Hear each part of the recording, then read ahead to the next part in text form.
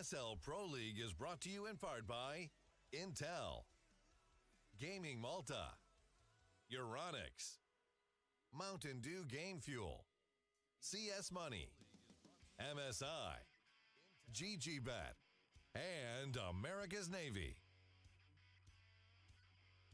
Game Fuel, CS Money, MSI, GGBet.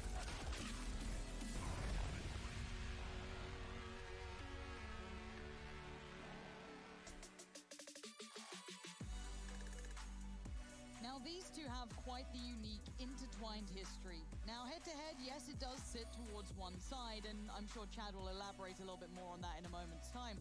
But there's a couple of players I want to draw our attention to first for this lineup, and it has to be astralis. And no, it's not just about his recent rise to incredible performance, but a couple of words he said in an interview, Chad, they certainly stuck with us that stood out with his previous tenure with Heroic. Yeah, people might not remember, or maybe you do, astralis was on Heroic for 3 years, right? He left or got promoted from Tricked back in 2017, was with a lot of different players with under the Heroic banner for many a time. Then earlier in the year, him and Snappy get put on the bench, and now he's on astralis. So quite an interesting little career path.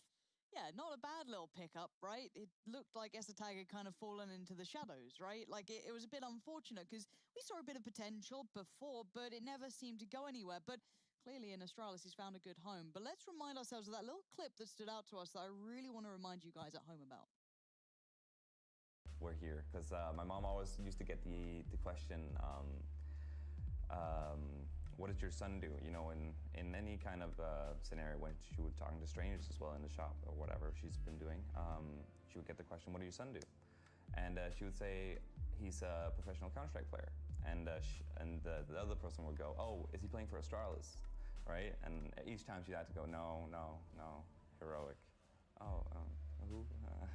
And you know, so now she hasn't actually, she's kind of mad. She hasn't actually gotten the question for like the entire That's actually adorable. Yeah, isn't it cute? I mean, it's not cute. It's very cute, right? But let's really let the people at home understand the context of this. As I said before the break, astralis are the best team to ever touch the game of Counter-Strike as a 5-man roster. Now, astralis is not part of that, but he's under that banner. What astralis are in Denmark are celebrities, right? They are the household names of Counter-Strike. When you talk about Counter-Strike and Denmark, the names are synonymous, right? astralis is there. It's at the top of the charts. You have a team who's won 4 majors. You have this squad who have, you know, been great role models for their community in the way that they approach the game. And they handle themselves, yeah. Yeah, and it's one part of the Nordic region, which is, you know, where we know video games and esports has been taken quite seriously before the rest of the world. So all of those factors right there, you've got the fact that these guys are the best team. They're the kings of Counter-Strike. And then you look at the new kids on the block, the Heroics, the Norths, the Copenhagen Flames, you know, but the list could go on about all these Danish teams. Well, they're never going to get the same notoriety. You know, they're never going to get that same recognition. So as I was saying before, astralis' career path to now being on this roster and performing as the best player for them within the Pro League, it's wild. It's fantastic. But let's look at how they got here, because we didn't get to cover many of these. Yeah. So I think we saw like maybe one. And that one, I'm pretty sure, was that complexity game. I'm not 100%. Look, there's been a lot of Counter-Strike, ladies and gentlemen. I've tried to watch as much as I can. But here, they kicked off with that complexity loss.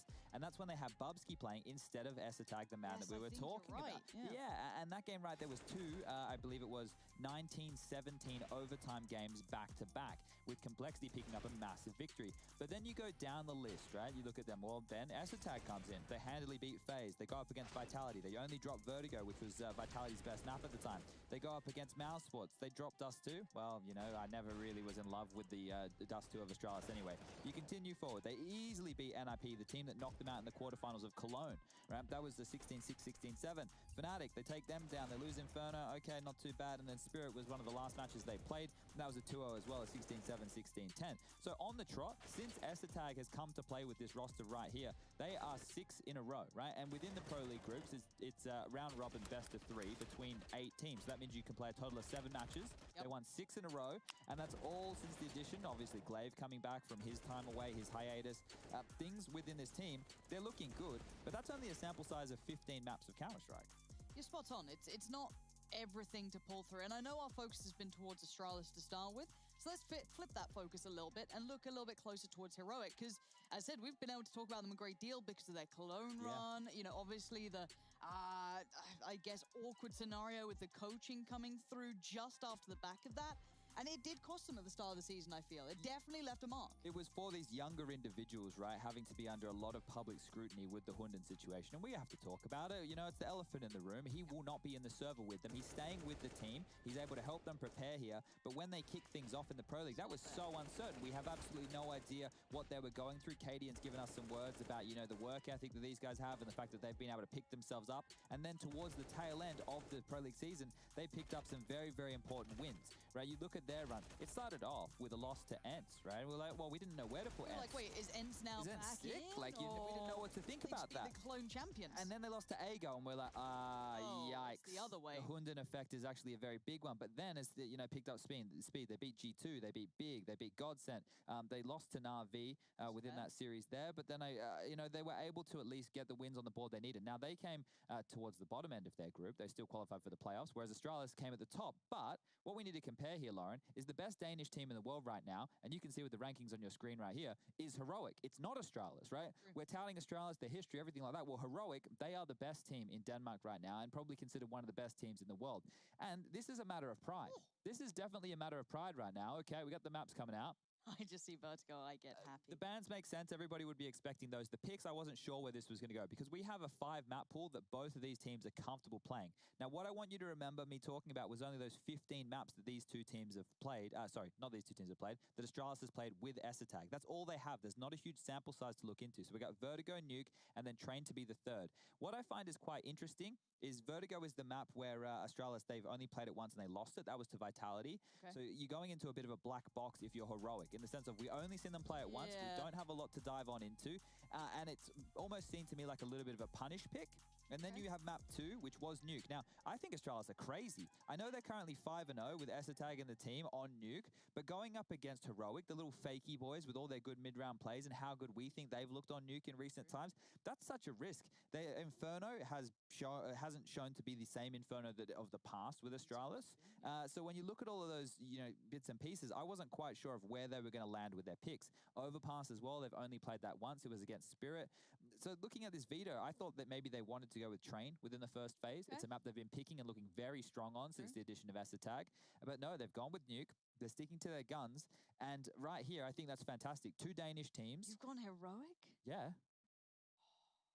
What do you mean? They're the best Danish team in the world right now. Why are Astralis going to win? Because they're cute. See how handsome doing all this analysis, you know, breaking things down, talking about the overlapping map pools. You know, his mum, and now he's finally able to tell his mum, like, I've made it, Mum, I'm there. I'm with the big team. I'm playing with the big boys, and makes his family proud. Dude, I don't know. I'm a sucker for a storyline, but it is going to be a good one no matter which way this goes. Heroic currently hold the keys to the Danish castle. Let's see if Astralis can get back.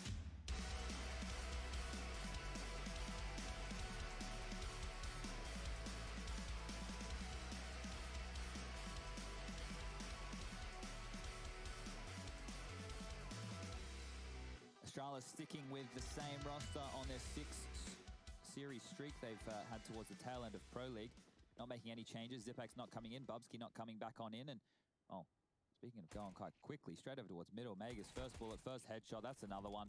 Nico's down as well. Pressure on towards Glaive here. This will eventually find first blood for Heroic. Yeah, Dupree called upon. No worries there. So far, clinical, precision, surgical, you might want to say. 3 remain standing. Magus, really nice hold towards middle there as well. Yeah, crisp stuff from him. If you look at the entry fragging stats, or at least the opening duel stats for this tournament so far, Megisk, I believe, during the group stage, was in one of our top 3 players. And the highest, obviously, for Astralis, with that coming into mind. Now, for Heroic, going into Vertigo, it is a risk. You've only seen this Astralis team play it once. You don't really know what to expect. You have to hope that your game plan is more than enough. And wow, there is a lot of nade damage towards Glaive in the early stages of the round here, down to 21 points of health. There's so much pride on the line here, Lauren. You have to think about this Astralis not being ranked as the best Danish team in the world right now, or even the best team in the world. They probably, as you said, want to get those keys to the castle back and show that, you know, they had some downtime, they had some off time. They're recovering from a little bit of time off. And these little whippersnappers on Heroic, they need to remember who to respect. But if you're Heroic and you've just won Cologne, you might want to be showing that there's a changing of the guard coming through. Yeah, and Heroic have looked pretty good, I'd say, on Vertigo. They've definitely made it one of their own. I would say, though, that Astralis are workhorses. They'll put in the hours to get the map back there, but you are walking into the black box, as you said. So it's a little bit of that question mark even for us. Okay, well, what do Astralis have? Do we see the a new boost come out, the Furia boost? I doubt I'd be it. curious to see if it gets I'd love played it. up. Yeah. Because, I mean, every player took note of it. This is the first time we've got to see Vertigo ourselves since that moment, so I wonder if anyone's going to take the time to consider it. On the flip side, though, obviously in this round for Heroic, it's can we get a bomb plant? Can we get a couple of kills? Can we get those rifles away? Device being tagged up is definitely a tick in the right box for them. Little high flash. There's no real rush on this mid piece coming through. Dupree could be in a bad spot here. Made a bit of noise. Join the rotation. Let's see if he keeps no. Yeah, He's open. Spot the Mao. Magus is there. Yeah, it's wide open. And Glaive's noticed there's a bit of a problem here. Yeah, Glaive's early damage from those nades in middle means it's going to be difficult for him to rotate in alone. Dupree needs to get something done here. Spots up Stown. Mad spam with the MP9. Magus is going to find another one. Oh! Stown, that's crisp. He wants another. He's trying to hold the line. S-Tag says no. The retake comes in, but look at the margins. Look how fine they are. Magus, 6 HP. Glaive, 2. S-Tag did stay alive. They do keep the 2 rifles up. They've been able to filter those through, but again, dangerous when you look at Heroic, I feel. They'll always get something out of these rounds. Yeah, that's one of the things that we were praising with their Cologne run was the fact that it didn't really matter what their buy was. They were always able to make it work, or at least have a competitive round out of it. And here they've opted to do even more financial damage. So Stown going straight into an AK-47. This was the fake over towards the A side of things. And Magus mopping this up meant there was no concern for a flank or a late round play. And the last 3 players marooned on the B site, did their absolute best. Their best wasn't good enough this time round. And yeah, continuing the damage. So Stown with an AK-47 means they want to continue to keep the pressure up. They want to be brawly, they want to be biffy, they want to take the fights, and that is big from Stown.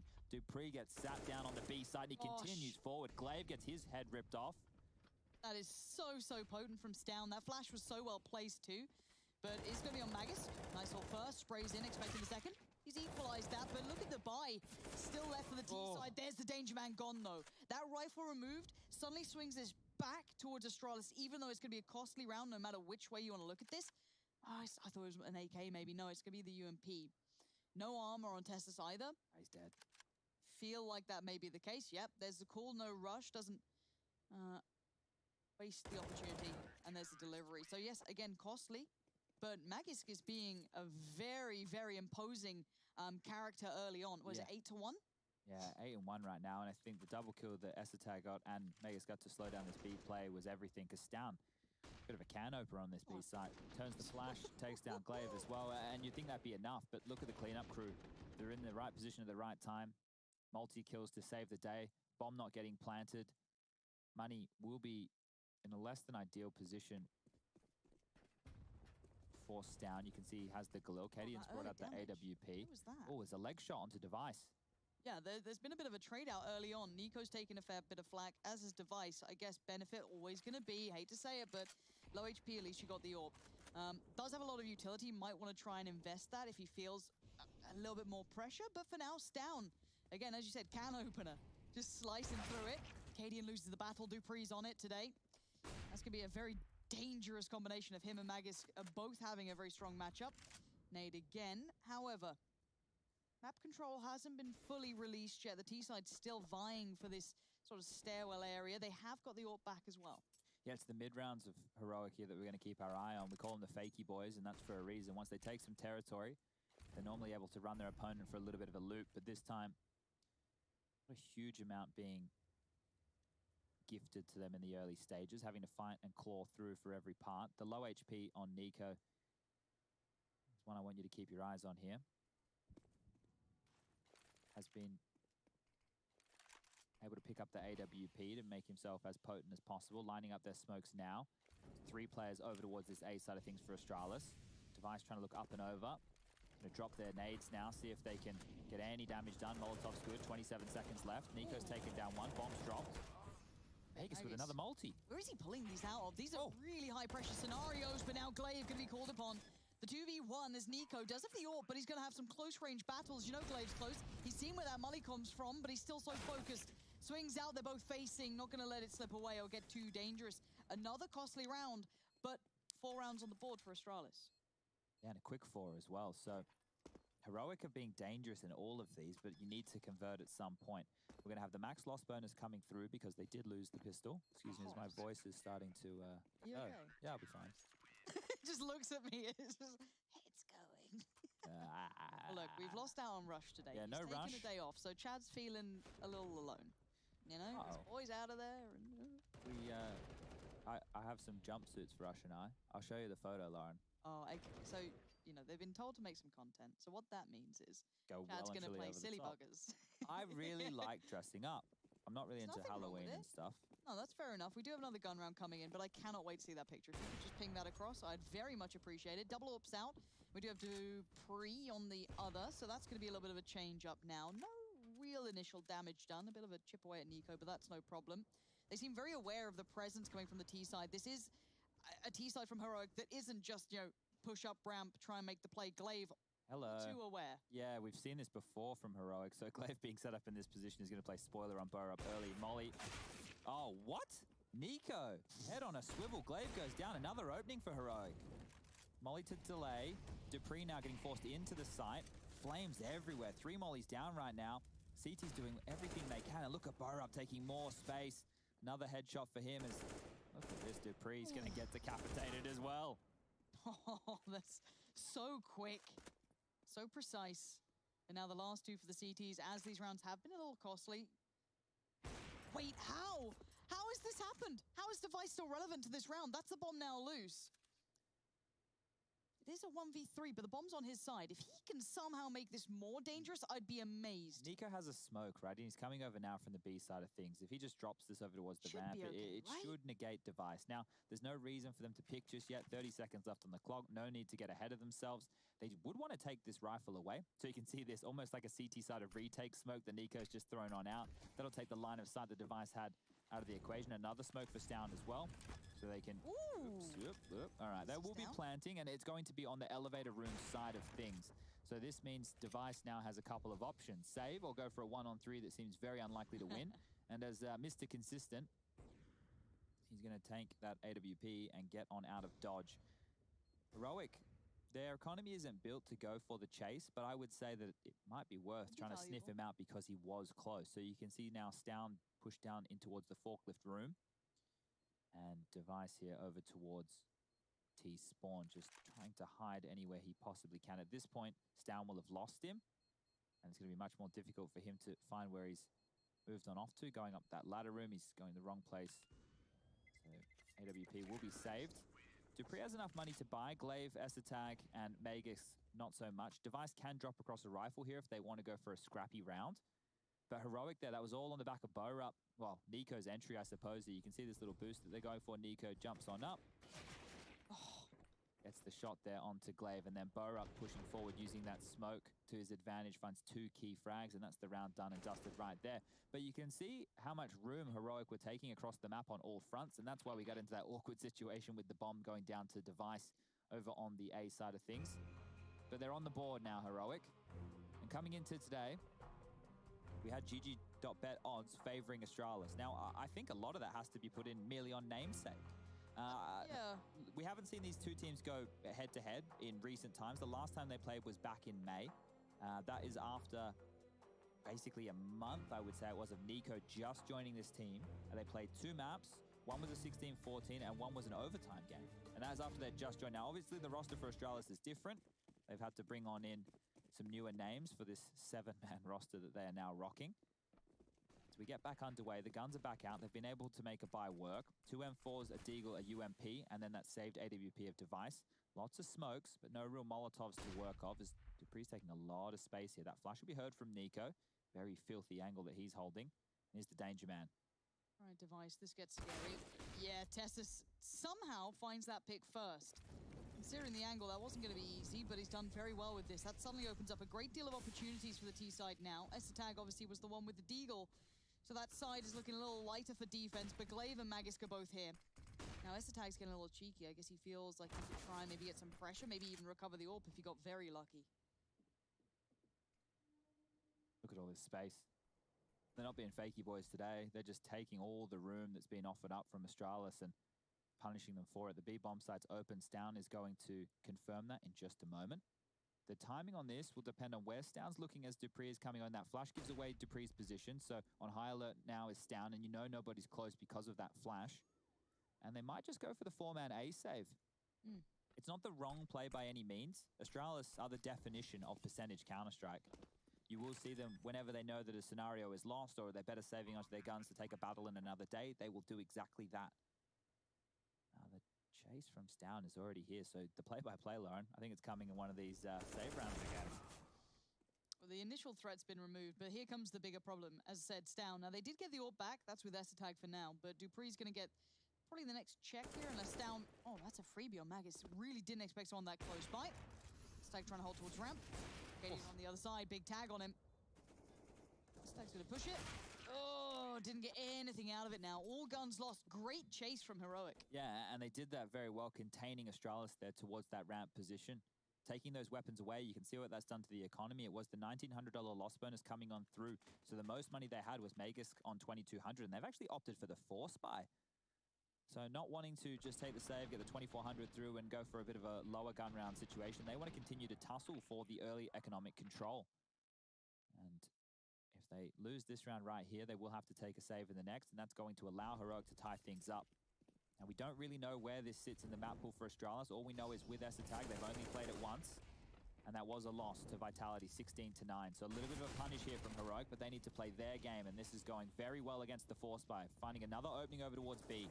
Chunky nade, though. Suddenly makes those deagles a bit deadlier. I guess Testis is also in that danger range. Here comes the fakey boys. There they are, but Glaive could be in for some fun if he gets the information here. He can just hold this. It's a good weapon for the job. Certainly his little snapping turtle. Also means that you can stay postured where they were. Right, first bit of contact. Okay, that's suddenly going to open up that big question mark of where are they going then? Because they still have players postured up middle as well. Stown's in a great position, slicing them right through the middle. No chance for those deagles to get into position. Magus catching Stown unawares. Pressure's coming from ramp right now, so Stown was just cutting off the rotation to make sure he didn't go on down, and that allowed his teammates to get there and potentially deal with Magus. They didn't need it. He was able to quell it himself, and now pushing forward Cadian. As that Mac 10 would love the kill bonus that he can get with that bad boy right there. Am I saying that he personally hasn't had a win against Astralis in a long time? Oh, right? yeah. Like, wasn't there like some mad stat that you were saying? Cadian hasn't beaten the core of this team in 5 years. So if he's able to do it here today, it's going to be quite the victory. He's been happy before. We've seen the man with big smiles on his faces, tears of joy running down his face. But today, really, I want to paint this picture of national pride. Like, I get that, you know, it is just a... Well, actually, what am I talking about? It's a playoff match in ESL Pro League Season 12. It's a big deal. And Heroic have a chance right now to show that they are the best Danish team. Those rankings are not flawed. This will be the eco coming through from Astralis. Should be seeing Heroic even things up 4-4. I'm really curious to see Nuke. I think Astralis are crazy. I can't believe they picked that into Heroic. We'll see if there's method to the madness. I'm sure they've got a reason. There's an overlapping map pool, right? So all 5 of these maps that we had up for grabs today, which would have been Overpass, Nuke, Train, Vertigo, and Inferno. Both teams, they'd be comfortable in playing any of them. Dust 2 and Mirage are the standard bans. Dust 2's Heroic's ban. Mirage, Astralis removes time and time again. And when you look at that, when you look at how these map pools overlap for a series like this, we consider Heroic to be quite structured, but have these fantastic mid-rounds. Obviously, Astralis, they're the team that really brought such things as, you know, the potency of flash assists and utility damage. I mean, I'm going obviously back 2 years to 2018 when they reshaped the way we appreciate and watch the beautiful game of Counter-Strike. But they're the ones to always be changing the way we watch, right? You have to think about this, a 7-man roster now. There's obviously the burnout factor that comes on through. This makes them harder to read. I mentioned there was only 15 maps played with S-Tag up until this point. And an opening for Cadian. So, geez, there's been a lot of openings within the early stages here for Heroic. Yeah, Glaive caught in a very uncomfortable position, but Device might be in something similar. Let's see how much this nade does. Too deep, just about slips past, and Testis is pushing this. Yeah, they feel the pressure now. S-Tag has to show himself Molly comes in, smoke ready, quickly extinguishes, but he's in trouble. That flash bails him out of dodge. Stown tries to make the quick play up short, but Device greets him. Nade now from Magisk, Borup has to be cautious. Nice adjustment. Just clean as anything, and Borup's going. He wants to be the spearhead. But Esatag does remain alive. Device still on short as well, makes that cross just a bit too deadly. Doubled up now and towards the site. They've hit the brakes for a second. Heroic. Not quiet, but it's only Borup showing his intention.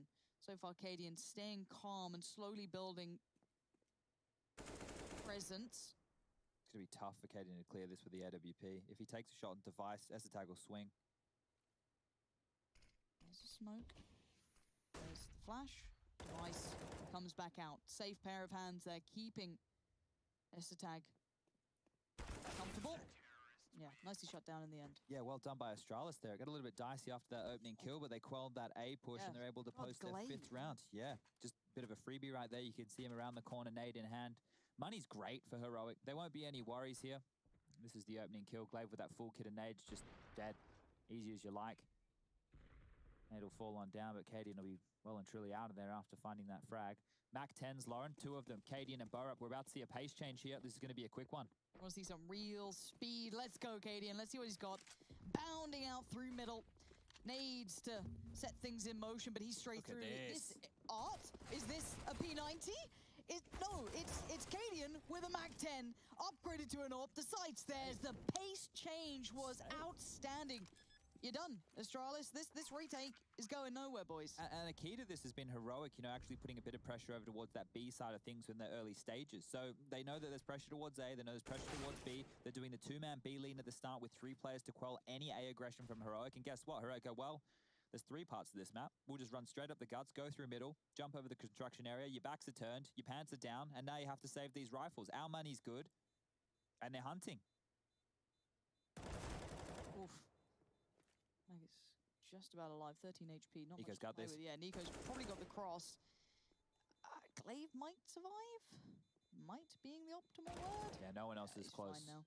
But yeah, I love that. As you're so right. Just kind of conditioning them to have to respect the fact that they do pressure both bomb sites, right? Yeah. So eventually, of course, Astralis then have to account for that. They can't have that, you know, swingman being comfortable in middle because it hadn't been tended to in a while.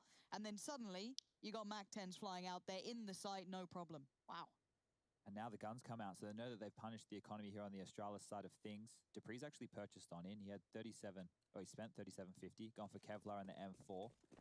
Knowing that they're going to get the $2,900 loss bonus in the next round, they should be able to work out some form of a buy. This time, 2 players over towards mid, just 1 over towards A. That'll be Glaive with the saved rifle and all that utility.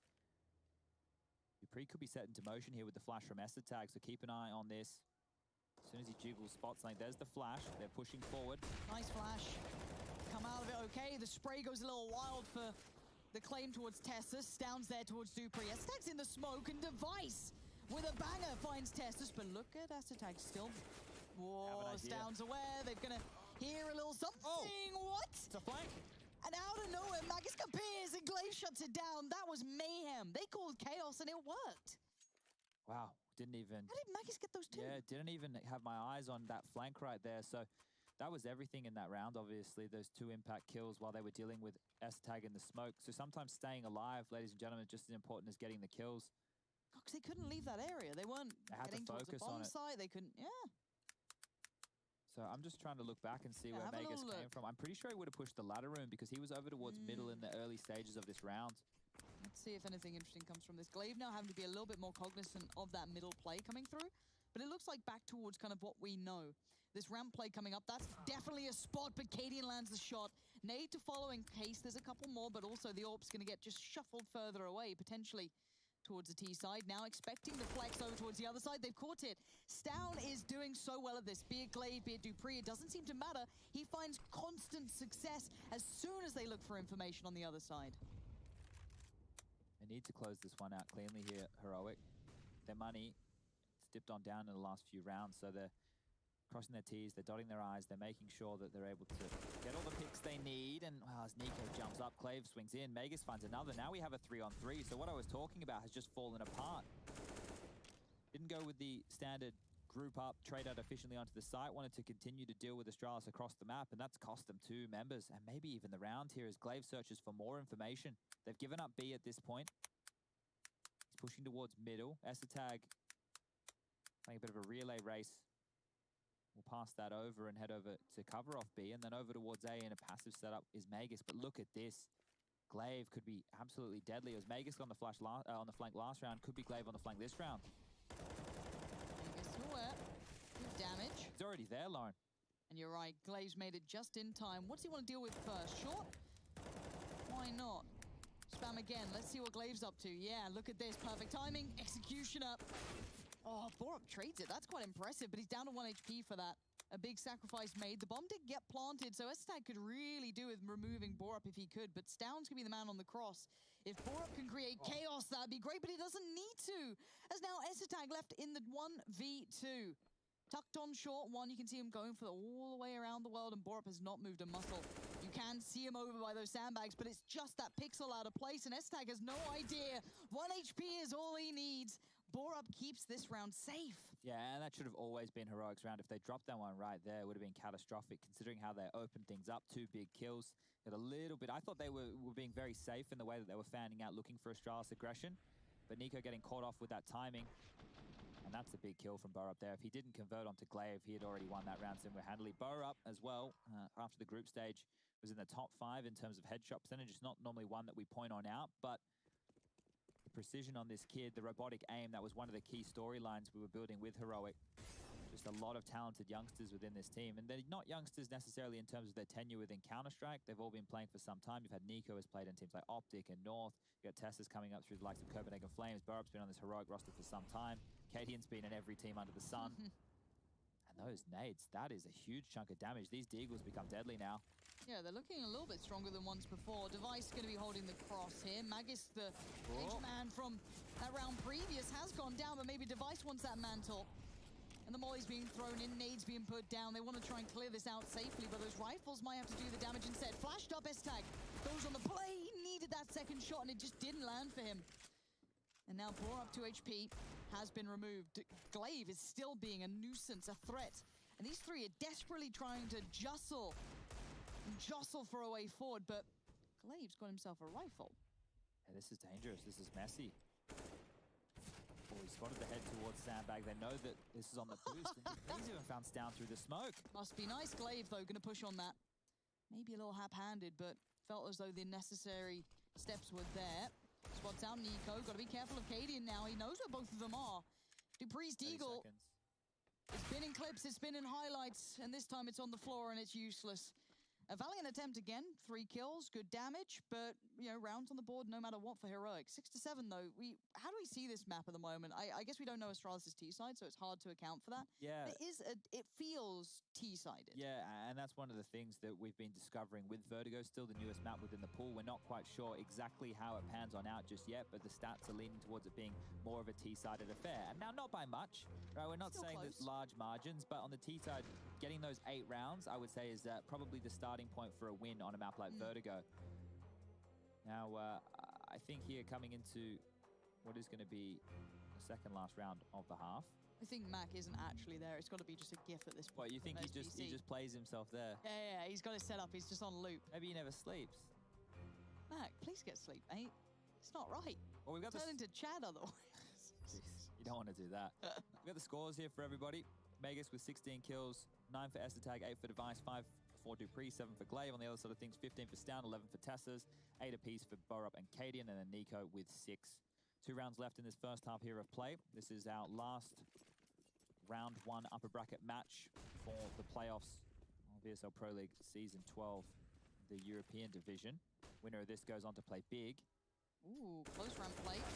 First time we've seen it, and a bit of a fumble from Tessas, but capitalized by Glaive. Was a bit of a gap in the smoke he was looking to try and play with. Dupree's got to be careful. He's not necessarily isolated. He does have Magus there, but there's a fine balance. There's about to be 2 more there as well, Lauren. So this is going to be well handled by Astralis. But now Molly comes in, forced to fight, can't make it away safely. Borup's going to punish that, but investment of utility. These 3 players, how much room do they have? Well, they don't realize it, but A, they could go back and take full control of Fork Room. The issue is Glaive's push and Tessa's fumble makes them believe that there is the possibility that Astralis have pushed very far forward. We can see on the radar in the top left that there's been an over-rotation. They've sent 2 players towards middle. Device sent that of Glaive. You've also got postured up very forward is Magisk over towards the B side of things. He's the canary in the coal mine. And then over towards A will be S-Attack. That HE that he has can do a chunk of damage to Borup, but they should have enough hit points between them here to be able to at least get that bomb down. Working with 1 smoke and 1 Molotov and 2 flashes. It's going to be hard to entry onto the site here. That's perfect from Katie. And makes it look so easy. Molly comes in. Glaive now. Smoke right back.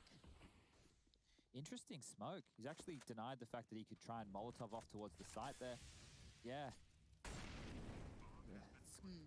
He repositioned, so his teammates, Molly, who didn't make it. This flank from Magisk, we've seen him do it once. Can he do it again? And getting past Cadian's going to be tricky, though. No utility, nothing to really clear him out from this. It's going to be a straight-up fight, but he's kind of worked his way into a curious position. Obviously going to be unexpected, Doesn't but help him. Yeah, now he's just kind of back in a normal CT position, I guess. It's a little weird, a little unique, and he's overwhelmed in the end. Borup playing a great matchup so far. 3 kills this round as Device tries to eliminate him, but no. Borup's having none of what he's selling. 4 very important kills for Borup. Yeah, he's having a good game. Now, with this heroic roster in the past, we've always noted that the star seems to be Stown, and then coming in with a lot of impact was Nico, at least throughout the Pro League season. When you look at Cologne, every single individual stepped up. We had Tassus with some big clutches. We obviously had Cadian finding impact on that AWP. And then Borup, well, you're able to see his aim on display on this T side. His AK, I don't know what his headshot percentage is right now, and it's like I said, it's not normally a stat line I care too much about, but this kid, every kill, it seems like it's a headshot. Nico, freebie towards Glaive. And yeah, I think between Stown and Borup this game, both of them have been exemplary at their job. I think Stown, that switch up towards middle, he's hit with that kind of can opener approach that he's decapitated the likes of Dupree a couple of times and Glaive as well.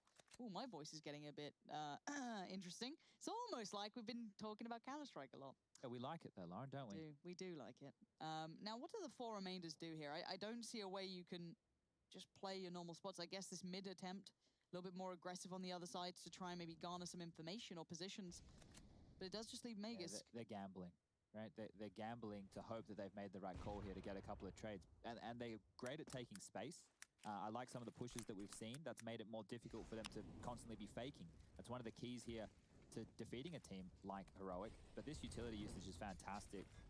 That short position is going to be completely laden with flames over this. Where are you going to stand, Magisk? It's hot out there, isn't it? Bloody hell, that's brilliant, isn't it? Everything accounted for. These guys have made Vertigo look like a very comfortable pick for them. I don't think many teams can say that yet, but they look brilliant at it. Now, S-Tag and Dupree, nothing else to go for here. You might as well make that play, see what you can do with it. Smoke back in.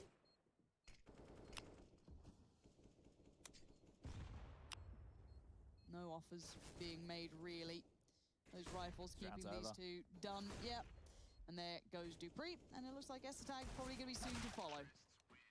9-6 on the half here. The Danish derby going down live and direct. Tune in just a moment for the second half and conclusion of map number 1.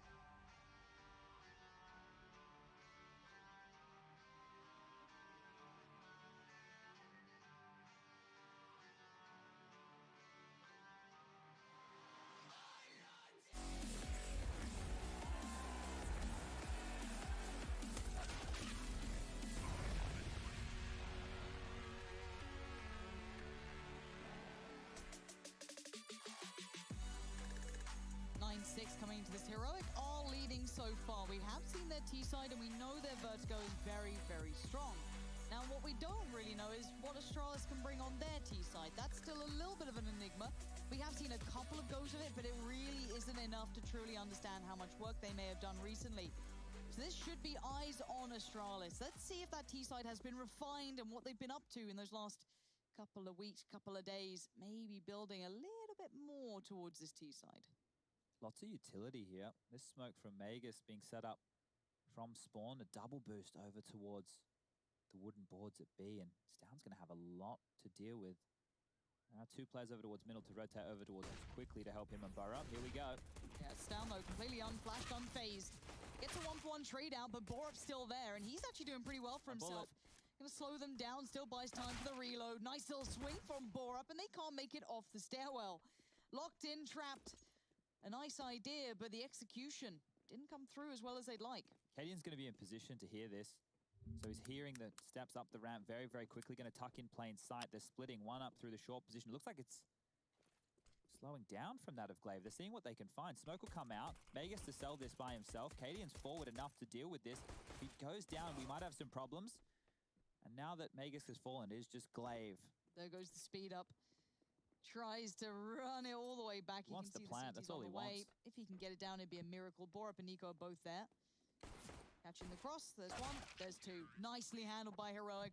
Again, comfortable looking for them. Yeah, and no plant here means going into the second round of the second half, round number 17. They shouldn't have too many dramas ahead of them. Can still be the force buy from Astralis, but I would say without getting the plant here, the percentage players take the eco, get the AKs out in the next round.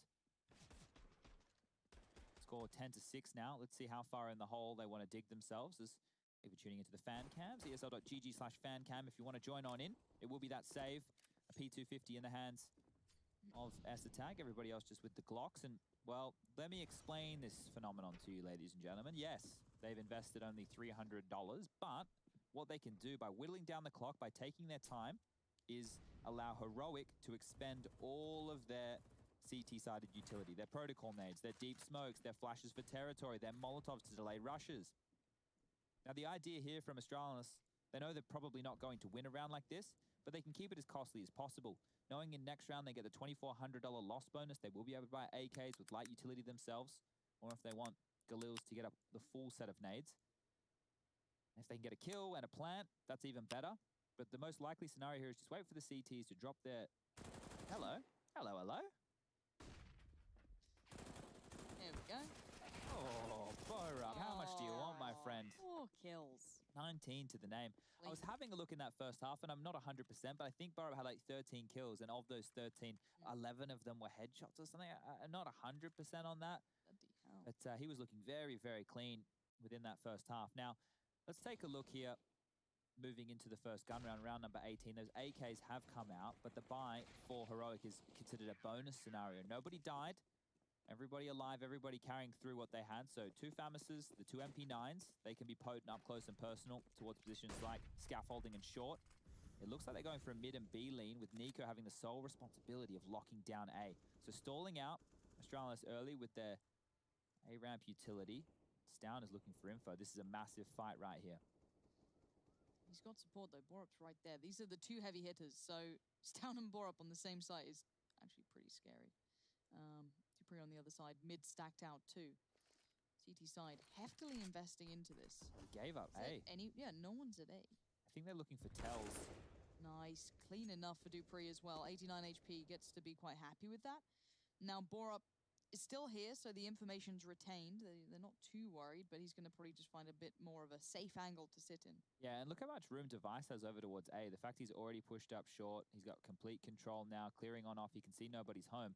So a full retake could come through from the likes of Heroic with a late Borup flank, but the fact that they do have a man down and Device has pushed this far forward means that Astralis don't need to expend too much utility. Cadian needs to be considering his angles here. Device. That's a big kill through the smoke. Look at all their nades, Lauren, to set up for a retake here. Molotovs, HEs, smoke grenades.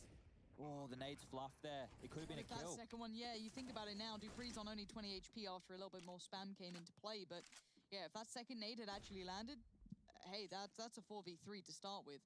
But let's see what that utility looks like now into motion, considering there's so much left of it. Smokes, mollies, flashes, grenades. They've got everything, but they still can't get past Device. Taking down Nico, forced out of position, turns the flash, gets back into it. Tessus does cross through, but there's Bore up. Glaive's gone down to the point man's there, but yeah. Kit's going to be a factor, and the lack of one's going to be feeling a little severe at this. Device again, another kill. 3 for him now as time dwindles. I think Cadian knows. Let's see if he can make it costly. Gets one on the way out.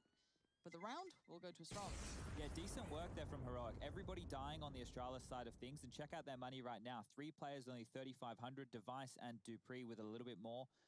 Just above that 4K mark. And I said it was a bonus round for Heroic. So they didn't have to invest in anything other than utility. And that's going to mean that coming into this next round of play, even after losing round number 3, they will be guaranteeing themselves more of a potent buy. So the damage, great stuff there from the side of Heroic. But even an opportunity for them to have won that round.